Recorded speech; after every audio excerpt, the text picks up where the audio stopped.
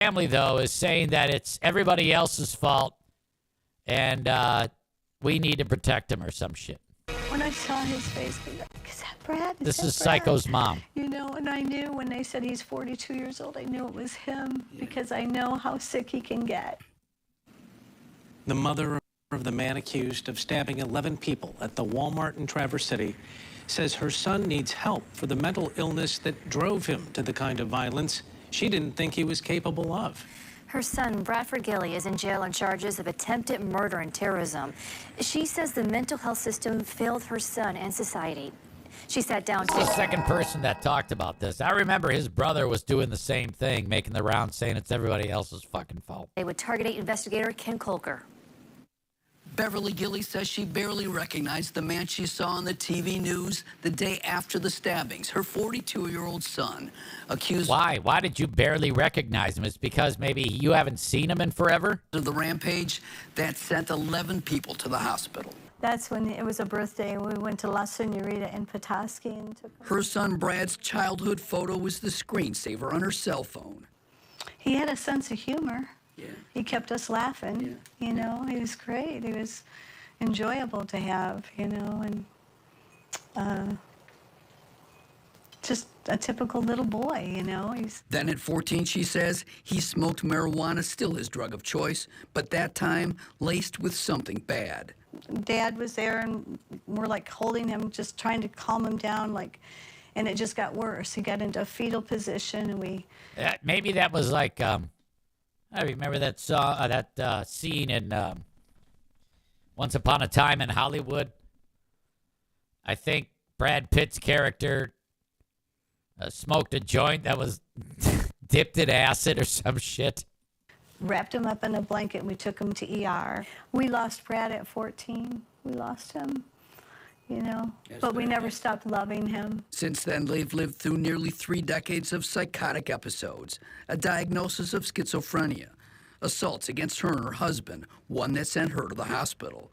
She says she lost track of how many times he was institutionalized, only to be released and only to stop taking his meds. He was off and on homeless. A mental health worker had warned her not to let him live with her, she says. So this has put your family... Okay, so all of this sounds on the up and up. At this point, they're advising mom, don't let dude live with you. He's going to hurt you. She lets him live with him. He hurts her. He's been in and out of institutions. I mean, they can only do so much. Okay? They can only do so much. What are you suggesting was done wrong is what I would like to know. Through hell. Through hell and back, and hell again, and hell again. He was living on Social Security disability, taking bus trips around the country. There was the bus trip, she says, when he was about 30, to Pennsylvania and Ohio, where he was caught running naked down a highway. Then in 2016, he dug up a grave at a cemetery in Petoskey with a shovel stolen from Home Depot, leading to his arrest, a not guilty plea by reason of insanity, and a court-ordered year in a psych hospital. He thought his dad was there, and he needed to get his dad out of the tomb. He needed to get him out of there. And that was his goal. And that's, you know what, that's mental illness. Yeah, no, this is all mental illness. What do you want? She blames the mental health system for not doing enough, especially frustrated that mental health workers refused to talk to her about her son, citing privacy, when all she wanted to do was help. I just want to know my son's okay. So July 24th. Still, she says she tried to track him through text messages, last hearing from him on July 24th, a short time after yet another out-of-state bus trip. He said he was okay. Then, 2 days later, her son is accused of stabbing 11 people in that rampage at Walmart in Traverse City. Arrested after being subdued by Good Samaritans. While watching the news the next morning, recognizing his face on TV. I'm mom. I'm mom to my child. And to see him do that. He's hoping.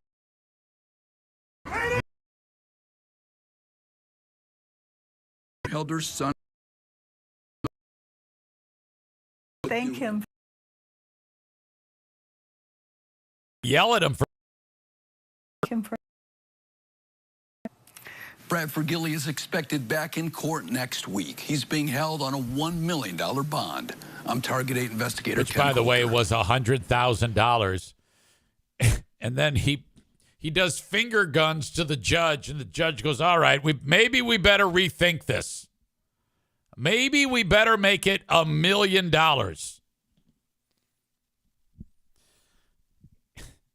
Chris says he even stole the shovel. Thank you, Nick, for signing up for another month on, I should say, being subscribed through Prime. You've been doing that now for 37 months. Thank you. Nick adds, send him to Meathead Island. Our very own Nick the electrician with some news. I guess he's back on the market, which I did not see that coming. Now, Nick is known for, he's very sexually charged. And so he is right back into the dating scene. And Nick, the electrician, has a date this weekend with a respectable young lady. I think this is going to be different, though, than the last time he was on the market when on one of, like, the hookup apps, you just, like, press a button and then, the other person agrees to visit you. Some snow cow came flying in from the Upper Peninsula, drove across the Mackinac Bridge all the way down here to get boned by Nick. When I saw Nick during our Newport menthol training sessions, he said it was like wrestling a bear.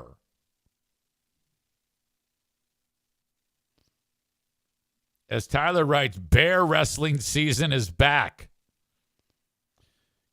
We described her as she looked like the hunka chunka, hankering for a chunk of cheese guy, time for timer.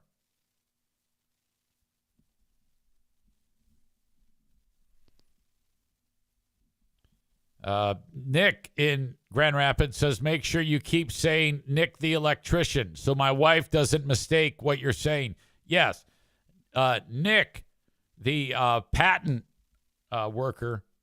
What do I call you again? A patent investigator? A patent approver? Something patent is not affiliated with Nick the electrician, who will be bear wrestling some woman this next weekend.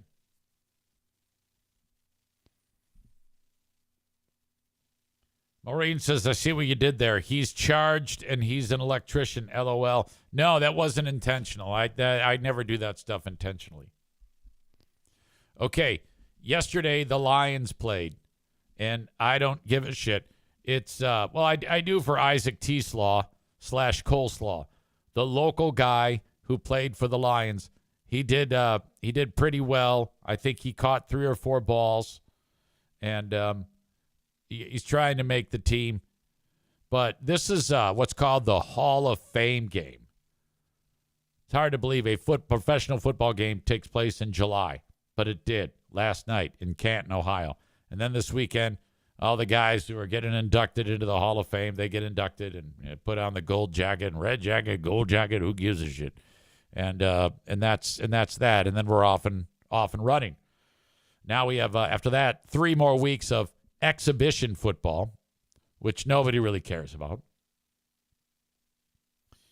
And then the Lions start on September 7th in Green Bay. Green Bay Packers are the team of choice for one Coleman Lutz. That is the one bad thing about Coleman. Murder Lover Linda says, hunka cheese guy description will always make me laugh. Time for timer. Teeny tiny legs, gigantic upper body, torso.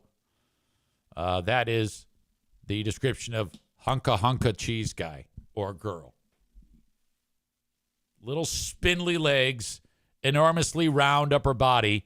You are then described as hunka chunka or hunka hunka chunk cheese guy. Maureen says we need to see the clip again.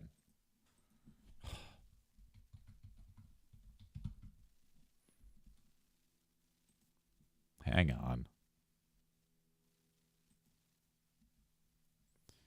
The last time Nick was on the prowl,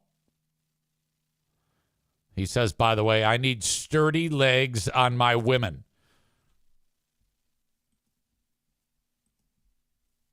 This is a clip to illustrate the woman that Nick porked. Oh, howdy, partner. Time for timer. Do you ever get that hungry feeling after school? Boy, I do. I'm so hungry, I could eat a wagon wheel. When I'm slow on the draw and I need something to chaw, I hanker for a hunk of cheese. When my 10-gallon hat's a feeling 5 gallons flat, I got something planned, which is little cheese sandwiches. Come on! Here's a great little snack to tide you over till dinner. If you want something delicious and nutritious, cheese is a super snack. Look, a wagon wheel. When my get up and go has got up and went, I hanker for a hunk of cheese. When I'm dancing, I hold down and my boots kind of slow down. Or any time, I hanker for a hunk of cheese. When I'm dancing, I hold down and my boots kind of slow down. Or any time I'm weak in the knees.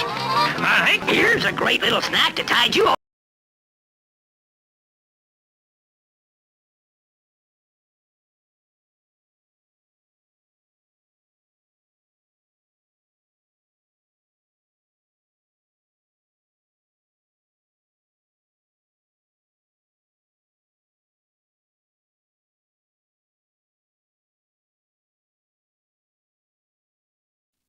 Writes, that's me. She says, actually, I look like the apple guy from Fruit of the Loom. Yeah, I'm not at all comfortable with you describing yourself as looking like apple guy from Fruit of the Loom or Hunka Chunka.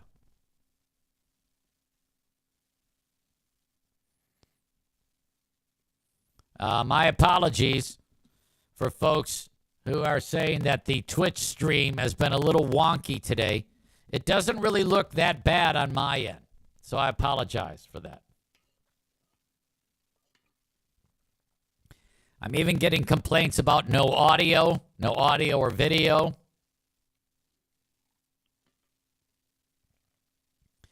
Well, I may, if I continue to see these complaints rolling in, X out of it,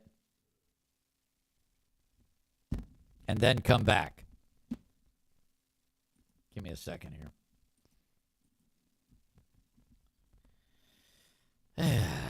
That's unfortunate. I will restart.